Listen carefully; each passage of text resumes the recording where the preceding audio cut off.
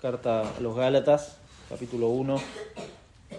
Hoy vamos a cubrir los 5 primeros versículos solamente, que es el saludo, todo el saludo. Así que vamos a leer y luego vamos a pedirle al Señor su guía, ¿sí? En esta mañana. Dice Pablo, apóstol, no de hombres ni por hombre, sino por Jesucristo y por Dios el Padre, que lo resucitó de los muertos, y todos los hermanos que están conmigo a las iglesias de Galacia.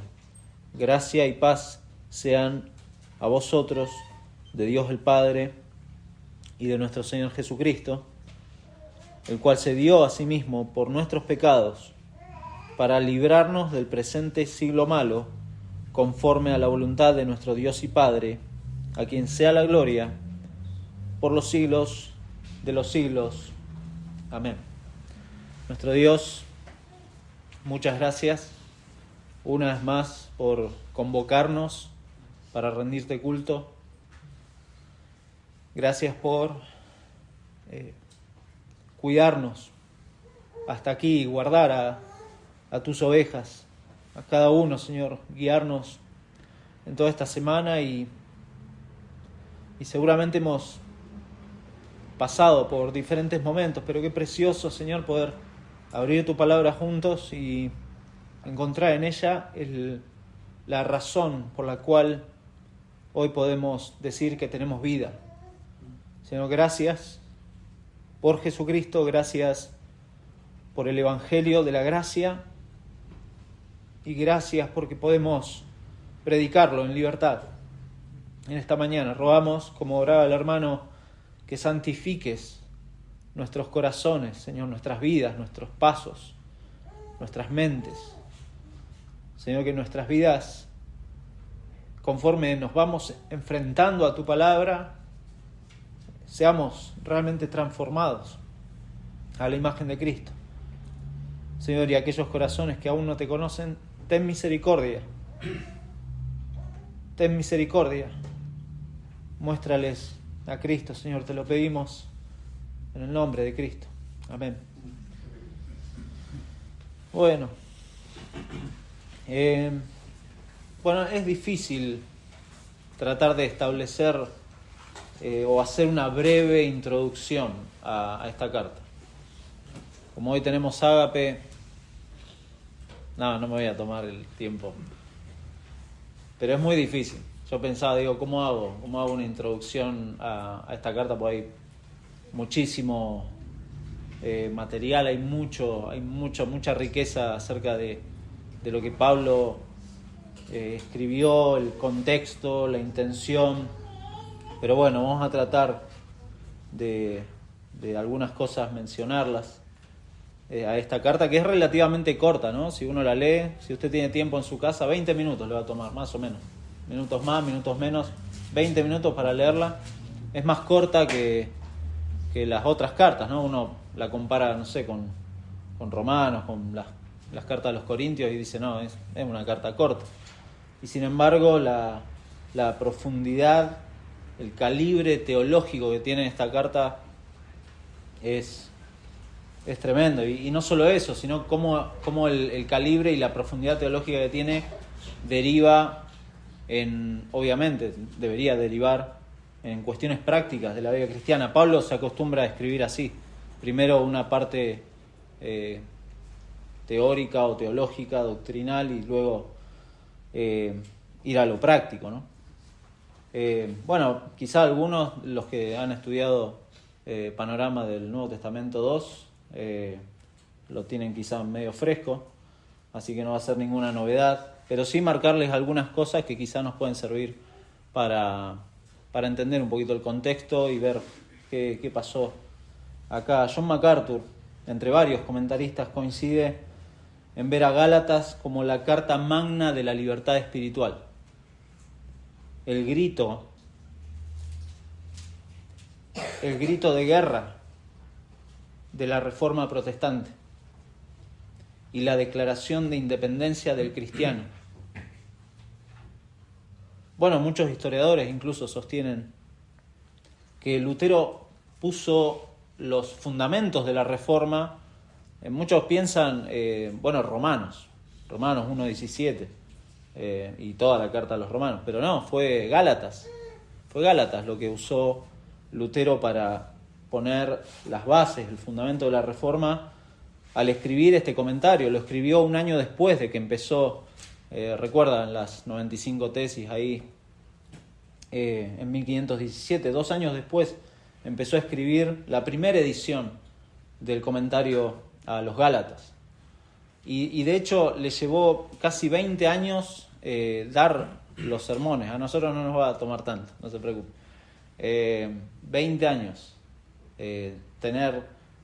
pues no me coincidía.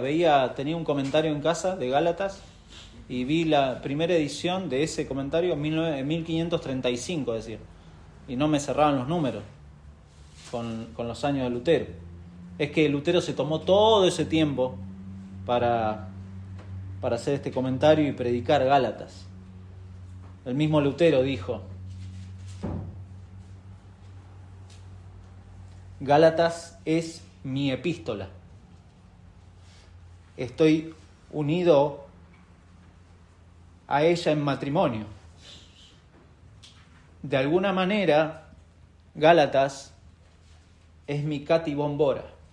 Cati Bombora era la esposa de Lutero. Claro, Lutero encontró en esta carta las fuerzas que necesitaba para su vida, para su fe, para este descubrimiento de la justificación por la fe, pero además Gálatas fue un arsenal de armas para enfrentar la labor reformadora que tenía Lutero. Para eso fue. Y es mi deseo también, mi hermano, que Gálatas encienda el corazón para que también sea una fuente de fortaleza para su vida. Gálatas es eso, que alimente el deseo de profundizar en la libertad que Dios nos ha dado por medio de Cristo. Que Gálatas sea eso, es mi deseo, y de hecho es el asunto principal, a modo de pregunta, ¿no? ¿Cómo el hombre pecador puede ser aceptado por un Dios santo? Que podamos profundizar en eso a través de, no sé cuántos estudios, ni saqué la cuenta, ni se preocupe, pero no sé cuántos estudios nos va a tomar, no 20 años. La respuesta de Pablo en esta carta es, de manera resumida a esa pregunta, de manera resumida y usando 3 de las solas de la Reforma, es que el hombre es aceptado solo por gracia, solo por la fe y solo por medio de Cristo. El fin, el propósito de esta carta es defender justamente el verdadero evangelio. Afirma ese evangelio que tanto judíos como gentiles son salvos solamente por medio de la fe en Jesucristo y no por las obras de la ley. Ese es el punto central. Pero ¿qué cosas uno puede tener en cuenta al leer Gálatas? Bueno, un poco de contexto. Pablo, dijimos, le escribe a este grupo de iglesias, lo vemos ahí en el versículo 2, a las iglesias de Galacia, ubicadas justamente en una provincia. Galacia, seguramente usted tiene mapas del primer viaje misionero de Pablo. Ahí va Pablo a la provincia de Galacia y planta diferentes iglesias, a esas iglesias, que hoy es la actual Turquía. Y les escribe un poco después de haber finalizado ese primer viaje misionero. Pablo vuelve a Jerusalén. Ahí en Hechos 13-14 usted lo puede ver. Y ahí escribe Gálatas antes de llegar a Jerusalén. Son entonces las primeras iglesias plantadas por Pablo. Imagínese. Es como lo primero que Pablo, encomendado, ¿se acuerda ahí en Hechos 13-14? Encomendado desde la iglesia de Antioquía, Pablo se dirige a esas iglesias, Pablo planta esas iglesias, son como los primeros frutos de su ministerio. Entonces, de ahí también la preocupación de Pablo por estos hermanos. Y finalizando ese primer viaje, uno puede ver la predicación de Pablo también a esas iglesias. Es interesante ahí en Hechos, capítulo 13, si lo busca, no lo anoté acá, pero es Hechos 13, versículo, no lo vamos a leer todo, pero fíjese lo que le dice en versículo 38, sabed pues esto, varones hermanos, que por medio de él se os anuncia perdón de pecados, y que de todo aquello de que por la ley de Moisés no pudisteis ser justificados, en él es justificado todo aquel que cree. Ese es el evangelio que Pablo estaba predicando. Y entonces tiene mucha relación con esto que le va a escribir a los Gálatas. Más adelante, ahí en 14:3, les dice hechos que se detuvieron allí. Esto es en Iconio, que es otra de las ciudades de Galacia. Se detuvieron allí mucho tiempo hablando con denuedo, confiados en el Señor, el cual, o sea Dios, el Señor, daba testimonio a la palabra de su gracia. De nuevo, concediendo que se hiciesen por las manos de ellos señales y prodigios. Entonces la oposición de los judíos principalmente apuntaba a esa enseñanza acerca de la gracia de Dios. Después de que Pablo deja esa región, como pasa siempre, enseguida falsos maestros se infiltran en las iglesias predicando un evangelio diferente. Y Pablo lo va a escribir ahí en Gálatas, en lo que vamos a seguir leyendo. Un evangelio diferente, un evangelio que insistía en guardar la ley de Moisés. En particular, la circuncisión, en lugar de la fe solo en el evangelio de la gracia, que es esencial para la salvación. Pablo entonces escribe Gálatas para defender justamente el evangelio de la gracia de Dios contra estos falsos judaizantes. Y en su desarrollo de la carta también tuvo que defender la autoridad apostólica. Pablo tenía preocupación por cómo la iglesia tomaba su autoridad apostólica contra este ataque de los judaizantes, y finalmente, ante la posibilidad de que los hermanos entendieran mal la gracia, también les tiene que marcar que hay una consistencia en esta vida guiada por el Espíritu con las justas demandas de la ley, pero no de la ley de Moisés, sino la ley de Cristo, como va a decir al final de Gálatas. Entonces, con este saludo inicial, vamos a ver brevemente 3 partes, pero para aquellos que están anotando la idea del pasaje, creo que no la voy a repetir, pero preste atención. Es que los creyentes tenemos la autoridad de la palabra, la cual confirma que por medio de Cristo tenemos tremendas bendiciones. Por medio de Cristo tremendas bendiciones tenemos, las cuales todas apuntan a la gloria de Dios. Todas las bendiciones que el creyente tiene en Cristo, todas apuntan a la gloria de Dios. Ninguna se va para otro lado. Ninguna de las bendiciones que tenemos en Cristo, todas apuntan a la gloria de Dios. Por eso vamos a ver brevemente, en primer lugar, al autor, en segundo lugar, a los receptores de la carta, y en tercer lugar, esta oración, este saludo, esta doxología final que hace Pablo. El autor, bueno, ya lo dijimos, no sé cuántas veces, Pablo. Pero acá se trata del tema de la autoridad de Pablo, porque él se presenta diciendo Pablo, apóstol. Pablo, apóstol. Como indica en varias de sus cartas, menos en 2 cartas, en Filipenses y en Filemón, son las únicas 2 cartas que no se presenta como apóstol. Se presenta en Filipenses como siervo, muy interesante porque el tema de Filipenses, ¿no? Se presenta como siervo, y en Filemón se presenta como prisionero de Cristo. Y justamente hablando a Filemón sobre Onésimo. Pero en todo el resto de las cartas, porque en todo el resto de las cartas fue cuestionado Pablo. Si usted lee con detenimiento, en todas las cartas Pablo fue cuestionado acerca de quién lo llamó, acerca de que sus enseñanzas eran de él o eran de otros, Entonces Pablo tiene que defender su ministerio, porque Pablo fue llamado por el mismo Señor Jesucristo. Recuerden, en el camino a Damasco, ahí fue llamado Pablo, cuando se le apareció. Y más adelante, hablando de su llamado, acá en Gálatas 1:15, dice que Dios lo había apartado desde el vientre de su madre. Él tenía esa certeza, y que lo había llamado por su gracia, de nuevo, por su gracia. Y fue llamado para proclamar el Evangelio entre los gentiles.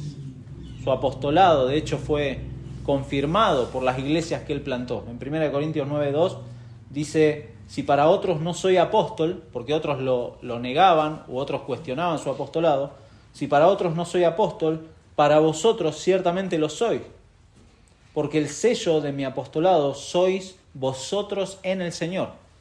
O sea, los creyentes ahí en Corintios y también acá en Galacia eran el sello y la confirmación de que Dios lo había llamado al ministerio, y también por las señales que hizo. En 2 Corintios 12:12 dice: con todo, las señales de apóstol han sido hechas entre vosotros en toda paciencia por señales, prodigios y milagros. Pablo estaba seguro, había visto al Señor cara a cara ahí en el camino a Damasco. No tenía dudas, pero aclara y agrega: no de hombres ni por hombre, literalmente no de parte de seres humanos ni por medio de seres humanos. Habla de humanos comunes y corrientes, ¿no? Porque Jesucristo es completamente hombre también. Pero habla de humanos comunes y corrientes. Su apostolado no tiene origen humano en ese sentido. Aparentemente algunos dudaban de la fuente de su mensaje, dudaban de su apostolado. Y ambas preposiciones, no de hombre ni por hombre, apuntan a eso, a mostrar que la fuente de su mensaje es justamente por medio de Jesucristo y Dios el Padre. Entonces el llamado de Pablo es un nombramiento divino y es una comisión divina, y por lo tanto el evangelio que proclama Pablo es autoritativo y es el verdadero evangelio, que es lo que va a seguir diciendo después. Él quiere afirmar eso a estos hermanos de Galacia y recordarles que Pablo no está buscando acá su propia alabanza. No, les está diciendo: yo sé que Dios me ha llamado y esto que les voy a escribir es el verdadero evangelio de la gracia, en oposición con este evangelio por obras que algunos quieren predicar. Nada de eso. Lutero dice en su comentario acerca de la autoridad de Pablo, dice: así como el embajador de un rey se gloría y se jacta en esto, en que no viene como una persona privada, o sea, de motus propio, sino como el embajador del rey, y debido a esta dignidad, que es el embajador del rey, es honrado y colocado en el lugar más alto, honor que no se le daría si viniera como una persona privada. Por tanto, que el predicador del evangelio esté seguro de que su llamamiento proviene de Dios. Pablo tenía esa seguridad de que el llamado era de Dios, y entonces lo que les estoy predicando es el evangelio de la gracia, el único evangelio. Porque después va a decir, no que haya otro, no hay otro evangelio. Este es el único y verdadero evangelio de la gracia, por medio de Jesucristo y Dios el Padre. Y agrega algo más que a mí me llamó la atención y me rompió un poco la cabeza y el estómago: que lo resucitó de los muertos. ¿Por qué agrega eso? ¿Qué sentido o qué significa que Pablo coloque esta afirmación acá? Bueno, uno tendría que hacer un estudio aparte, realmente. Honestamente, un estudio aparte acerca de lo que significa la resurrección en todo lo que es la teología de Pablo. Muy importante. Y la profundidad que representa la resurrección en el Evangelio. De hecho, Pablo mismo en 1 Corintios 15 dice que el Evangelio, en pocas palabras, carecería de poder si la resurrección no hubiera sucedido. Pero en Gálatas, acá también es una confirmación divina del nuevo pacto.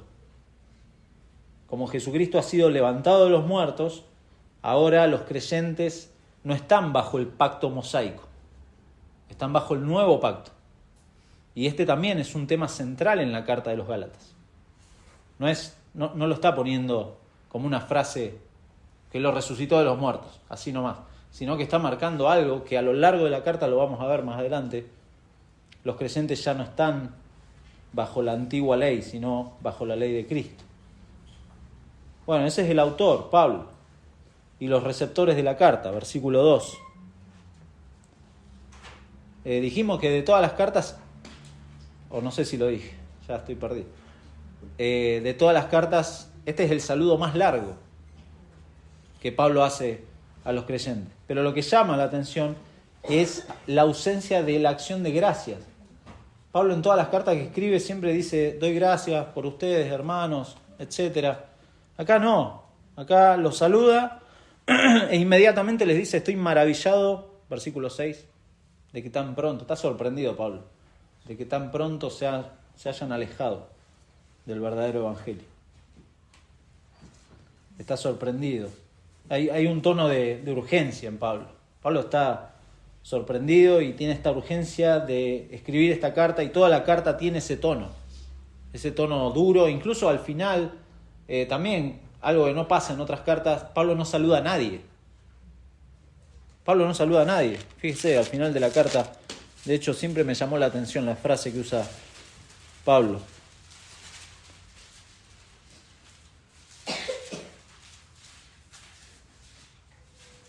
Solamente versículo 17. De aquí en adelante, este es el saludo final de Pablo. De aquí en adelante nadie me cause molestias, porque yo traigo en mi cuerpo las marcas del Señor Jesús. Pablo estaba, como terminó de escribir, estaba exhausto, o de dictar, porque esa última parte sí la escribe Pablo. Estaba exhausto, y de aquí en adelante sobre este tema nadie me cause molestia, porque este es el verdadero evangelio. Pablo está preocupado. Pablo, como pastor de estas ovejas ganadas por el Señor, lógicamente está preocupado ante el peligro que representa. No es algo menor. Han dejado entrar en la iglesia y han dejado entrar en las enseñanzas cosas del antiguo pacto para unirlas al evangelio de la gracia, para sumarle a la justificación por la fe y para deformar, en definitiva, el evangelio. Y es interesante, dijimos, los receptores no es solo una iglesia, son varias iglesias. Y además, dice, los hermanos que están con él confirman el mensaje de este evangelio que están proclamando. Y ese evangelio no incluye, obviamente, el requisito de ser circuncidado, como vamos a ver más adelante. No incluye observar la ley de Moisés para justificación. Nada de eso. Es un error. Pero esto de que los hermanos confirman es instructivo para nosotros y vale la pena hacer acá un breve de los tantos paréntesis que vamos a tener. Estos hermanos están de acuerdo y los creyentes necesitan estar de acuerdo en que este es el evangelio de la gracia. Por eso Pablo le escribe. Pablo no era la única persona en el mundo que entendía la verdad del evangelio y que entonces escribía todas las... No, había varios hermanos. Pablo no estaba solo. Otros hermanos confirmaban esto. Los apóstoles, en el capítulo 2 lo vamos a ver. Los apóstoles confirmaron esto. Y esto, mi hermano, es precioso, porque Pablo no era un llanero solitario, aislado del resto de los hermanos. No era alguien que se le ocurría cosas, escribía y establecía una nueva religión. Algunos plantean eso, que fue Pablo el que inventó el cristianismo. No, nada de eso. Nada de eso. Y esto es instructivo para nosotros porque si cualquier persona viene y cree haber, descubierto una doctrina nueva que en 2000 años de cristianismo nunca se habló, bueno, tenga por seguro de que seguramente es un error. Si usted lee, la nueva perspectiva del apóstol Pablo, o cosas así, lo nuevo, algo novedoso, algo que nunca se escuchó, bueno, tenga por seguro de que es un error que se está metiendo en la iglesia. Tenga cuidado. Pablo no está solo acá, y Pablo no es un llanero solitario. Pablo le escribe a las iglesias previamente, como dijimos, encomendado desde Antioquía, otros hermanos, previamente apartado junto a Bernabé, ¿recuerdan? Por el Espíritu Santo. El Espíritu Santo confirmó ese llamado y los apartó para el ministerio, para predicar el Evangelio de la Gracia y para confirmar a las iglesias en eso. Y luego de esta carta, incluso, fíjese, se celebró el Concilio de Jerusalén. Hermoso, eso siempre téngalo en paralelo. Gálatas con Hechos 13, 14 y 15. Pero en Hechos capítulo 15, no lo vamos a leer todo, solamente 2 versículos de Hechos 15, versículo 10. Ahora pues, Pedro es el que está hablando, no está hablando Pablo acá. Ahora pues, ¿por qué tentáis a Dios poniendo sobre la cerviz de los discípulos un yugo que ni nuestros padres ni nosotros hemos podido llevar? Antes creemos que por la gracia del Señor Jesús seremos salvos de igual modo que ellos. Ahí está, de nuevo, por la gracia del Señor Jesús seremos salvos. Y el yugo al que se está refiriendo es justamente todas las cuestiones de la ley de Moisés.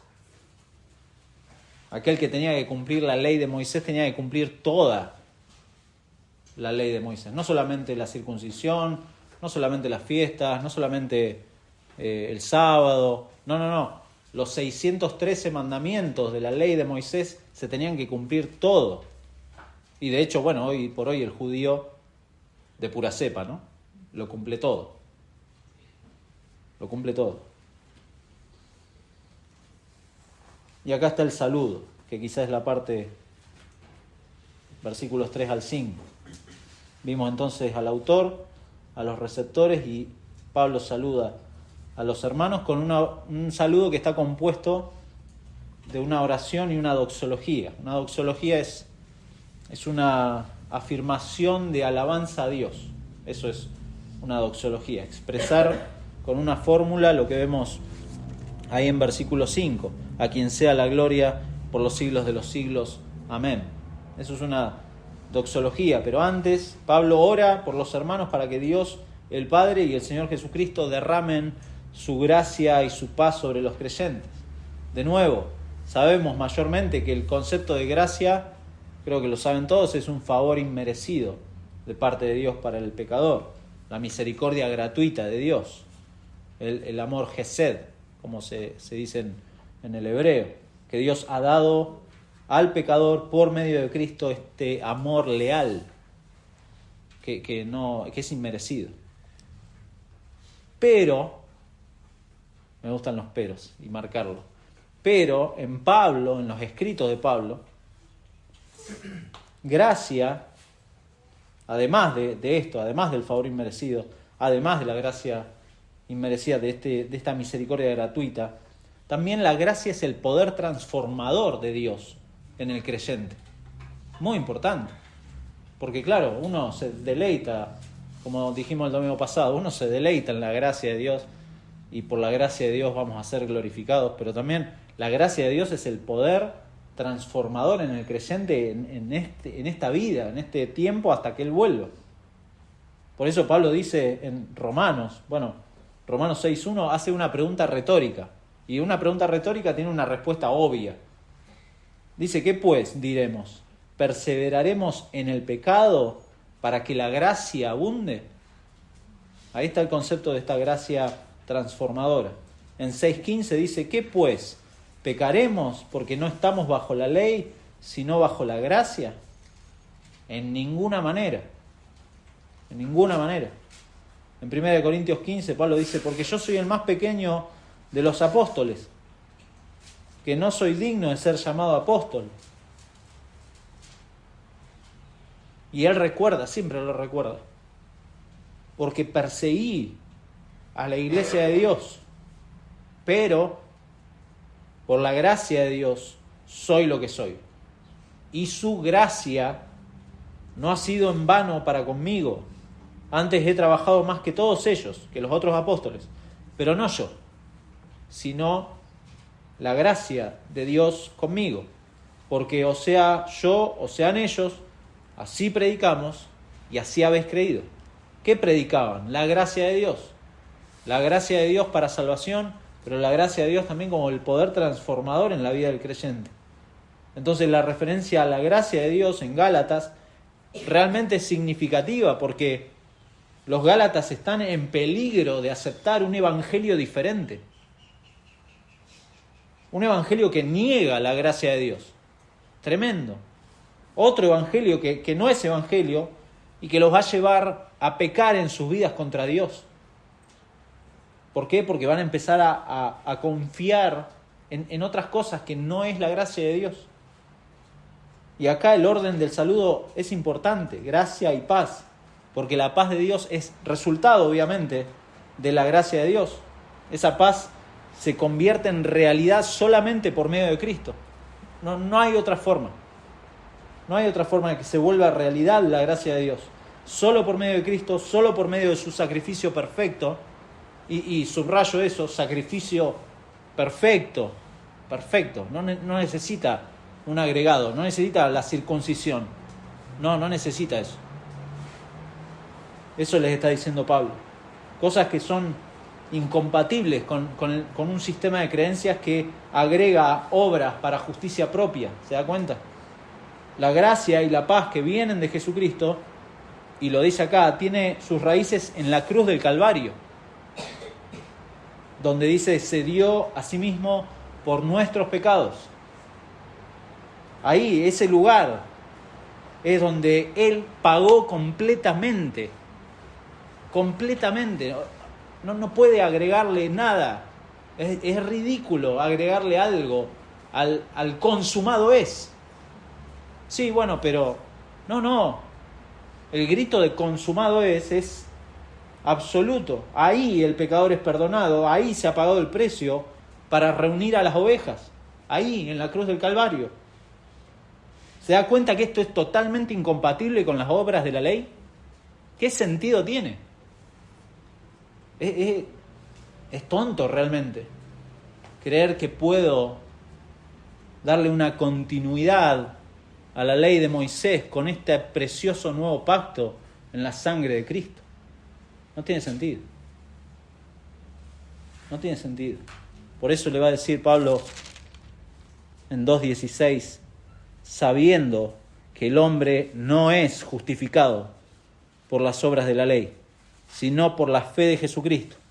Nosotros también hemos creído en Jesucristo para ser justificados por la fe de Cristo y no por las obras de la ley, por cuanto por las obras de la ley, parece como enfático, ¿no? Por las obras de la ley nadie será justificado. Nadie. No es posible. No es posible. Los Gálatas estaban fascinados con la circuncisión. Los Gálatas eran gentiles, ¿sí? Y habían venido estos judíos, judaizantes, y querían circuncidarlo. Y claro, fascinante, genial. Tenemos que hacer esto. Sí, creemos en Jesucristo, pero bueno, tenemos que hacer esto y aquello.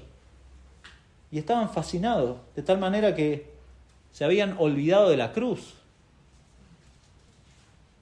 Se habían olvidado de la cruz. Bueno, es algo que está, ¿no?, en nuestro corazón.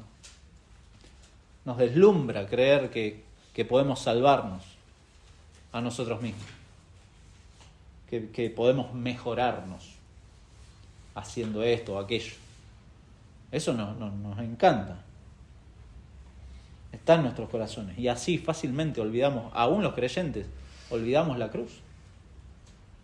La única forma de relacionarme correctamente con Dios es por medio de la cruz. No por otro medio. Y más precisamente por medio de aquel que dio su vida en la cruz. Si confío en algo más que no sea en la cruz, como hacen los Gálatas acá con la circuncisión, bueno, posiblemente esté aferrado a algo que es un evangelio diferente. Y como dice Pablo, no que haya otro, sino algo diferente. Y en la segunda parte, ahí versículo 4, se da entonces el propósito de por qué Jesús se dio a sí mismo. ¿Por qué Jesús se dio a sí mismo? Él, dice antes, se dio por nuestros pecados, es decir, no había otra forma de quitar los pecados, no hay una obra, no hay un mérito, no hay una acción religiosa que pueda resolver mi problema con el pecado. Pero ahora hay un para, que indica justamente el propósito, ¿para qué? Podría traducirse ¿para qué? O de modo que seamos librados del presente siglo malo.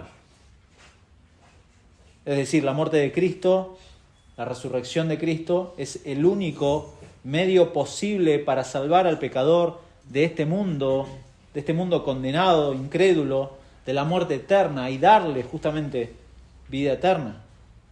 El sentido acá de la palabra esta, librarnos, es rescatar a alguien del peligro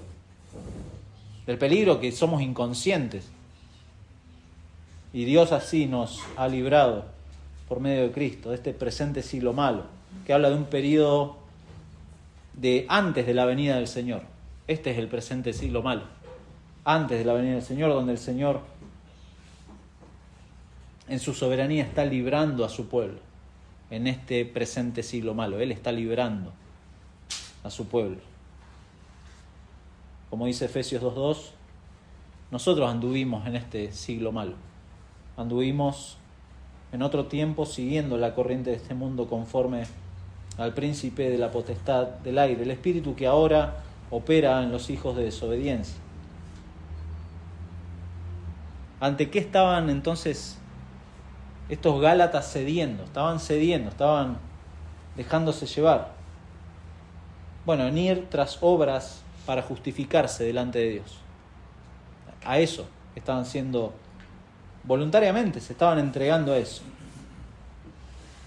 Porque en definitiva, bueno, como dice un predicador ahí, en el mundo hay dos religiones, hay representadas de diferentes maneras, pero no recuerdo si es Sugel Michelén. Hay dos religiones, la de las obras, la justificación por las obras o la justificación por la fe. Y en eso se divide. Uno confía en sus méritos, en sus obras, o confía en la gracia de Dios por medio de Cristo. No hay otra. Y el presente siglo malo es una realidad en la que nos estamos moviendo y mucha gente tiene ese tipo de religión, en la que un mundo en el que tenemos que estar, como creyentes tenemos que estar alertas ante esto. No podemos ser ingenuos. Alertas, vigilantes, no confiando en otra cosa que no sea la obra consumada de Cristo en la cruz. No podemos confiar en otra cosa. La iglesia tiene sentido por eso, no por otra cosa, no por lo que hacemos. Una obra no hace nada, pero esta obra, la obra de Cristo consumada en la cruz, es perfecta, y esta obra acá lo conduce a Pablo a esta doxología final: a quien sea la gloria por los siglos de los siglos. Amén. Es en la cruz, mi hermano, en donde podemos ver de manifiesto la gloria de Dios, todo el honor de Dios, toda la alabanza a Dios. Un autor, Thomas Schreiner, en su comentario él dice, en lo personal, dice: yo definiría la gloria de Dios como la belleza, majestad y grandeza de quien es. Y por tanto, en todo lo que Él hace, ya sea salvación o castigo, se demuestra la grandeza de su ser. Desde luego, sigue diciendo este autor, Dios será alabado eternamente por su obra salvadora en Cristo. Esa es la gloria de Dios. La gloria de Dios que es confirmada en la salvación de los pecadores y también en el castigo del pecador que rechaza el Evangelio. Bueno, para concluir, 3 cosas solamente. Sí, 1, 2, 3. 3 cosas. Bueno, vimos en primer lugar el tema de la autoridad de Pablo. ¿Cómo uno puede, aplicar esto a hoy? Bueno, no hay apóstoles. Sí, eso es bien claro. Nadie puede acreditarse ese título. La autoridad apostólica ahora se acredita justamente por los escritos apostólicos. O sea, tenemos las cartas de Pablo, tenemos el Nuevo Testamento, esa es la autoridad apostólica. hoy en la Biblia. Por lo tanto, la autoridad de la iglesia no se encuentra en ningún ser humano. ¿Se da cuenta? Ningún ser humano puede acreditarse autoridad sobre la iglesia, sino que la cabeza es Cristo y la Biblia, las Escrituras son la autoridad por medio de la cual medimos todo lo que hacemos, todo lo que vivimos, todo lo que decimos, todo tiene que estar medido a la luz de las Escrituras. De ahí que tenemos que ser cuidadosos en interpretar las Escrituras, en ser diligentes en leerlas. Y esto es algo, no solamente una tarea de los que enseñan, usted para su vida. Usted necesita el consejo de Dios para su vida diaria, entonces cada uno necesitamos ser diligentes en esto.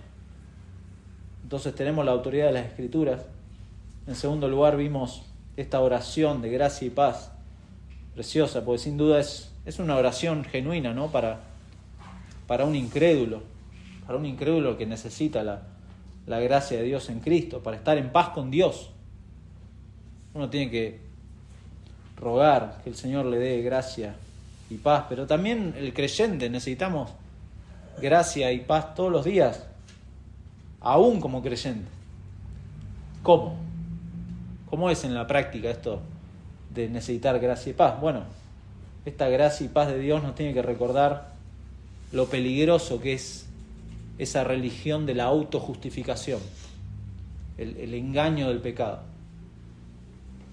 Esa gracia y paz del Señor nos tiene que recordar la cruz y nos tiene que recordar el peligro que es esta religión de autojustificarnos, de cuidarnos de nuestros logros, de compararnos con los demás, de comparar nuestras familias con otras. No sé si le ha pasado. De comparar mi familia, de refugiarnos en la bondad de nuestros hijos, de confiar en mis bondades. Y al confiar en mis bondades me pongo a la defensiva cuando me critican. Bueno, la gracia y la paz de Dios debe recordarme justamente que la necesito todos los días. La necesito para que Dios me conduzca por medio de esa gracia y esa paz de nuevo a la cruz. De nuevo a la cruz, donde está mi identidad. Ahí está mi identidad. Y tercero y último, el Evangelio de la gracia de Dios en Cristo siempre es para gloria de su nombre, no para nuestra gloria. Bueno, de hecho la gracia y la paz también es para su gloria. Es algo que nos hemos acostumbrado a decir y no a meditar. ¿Qué es esto de que todo sea para la gloria de Dios? Bueno, la raíz del pecado justamente es no darle gracias a Dios, no dar honor a Dios, no darle gloria a Dios, sino exaltar, como dice Romanos 1, exaltar a la criatura antes que al Creador. Ahí está la raíz del pecado, pero el Evangelio de la gracia de Dios le glorifica siempre, porque establece la cruz como el único medio para librar al pecador, para redimirlo, para llamarlo, para elegirlo, para salvarlo por medio de Cristo. No hay otra forma. El Evangelio de la gracia glorifica a Dios porque finalmente va a cumplir sus propósitos y sus promesas en el reino cuando Él vuelva por su pueblo. Pero también el Evangelio de la gracia le glorifica porque en nuestra santificación progresiva somos guardados por su poder. No es solamente, como dijimos el domingo pasado, no es solamente nuestra salvación, nuestra justificación delante de Dios, nuestra glorificación, sino qué precioso es aferrarse a esta gracia y paz del Señor por medio de Cristo, recordarnos la cruz para poder santificarnos progresivamente a la luz del Evangelio de la gracia. Es su gracia y no otra cosa la que a usted lo mantiene en pie, mi hermano. No se la crea. Es la gracia de Dios. Lo leímos antes. Pablo dijo, por la gracia de Dios soy lo que soy. Nadie, se lo dije a una persona esta semana, nadie está haciendo nada extraordinario. Es la gracia de Dios. Si usted hace algo, si usted lee la Biblia, es la gracia de Dios. Si usted oró hoy y oró un poco más, fue la gracia de Dios. Usted no es no es el campeón de nada. Por eso el Evangelio de la Gracia nos recuerda que el único foco de atención y lo único que importa, y de hecho es el único Evangelio, es este Evangelio de la Gracia que habla de la cruz de Cristo. Y habla no solo de la cruz como el elemento, sino de la persona que estaba en esa cruz. Mi hermano, que la gracia de nuestro Señor Jesucristo y su amor le sostengan esta semana, como me va a sostener a mí, como va a sostener a cualquiera de sus hijos. Deje de confiar. Si usted estaba confiando en alguna cosa que hacía como justificación delante de Dios, deje de hacerlo así. Hágalo, pero hágalo a la luz del Evangelio de la Gracia. Recuérdese que usted no hizo nada. No hizo nada. Ni siquiera se dio vida a sí mismo. No hizo nada. Todo lo hizo Dios para su gloria y para la gloria de nuestro Señor Jesucristo. Vamos a orar. Señor, muchas gracias por tu palabra. Gracias por esta preciosa carta, Señor, que tu Santo Espíritu, Padre, nos encienda el corazón realmente para admirarnos, para asombrarnos una vez más por lo que tú has hecho por pecadores que no te buscábamos, que no, de ninguna manera. Al contrario, te rechazábamos, te ignorábamos, nos deleitábamos en las cosas de este mundo y ahora, Padre, tú nos has librado de este presente siglo malo. Nos has librado de la potestad de las tinieblas, nos has trasladado al reino de tu amado Hijo.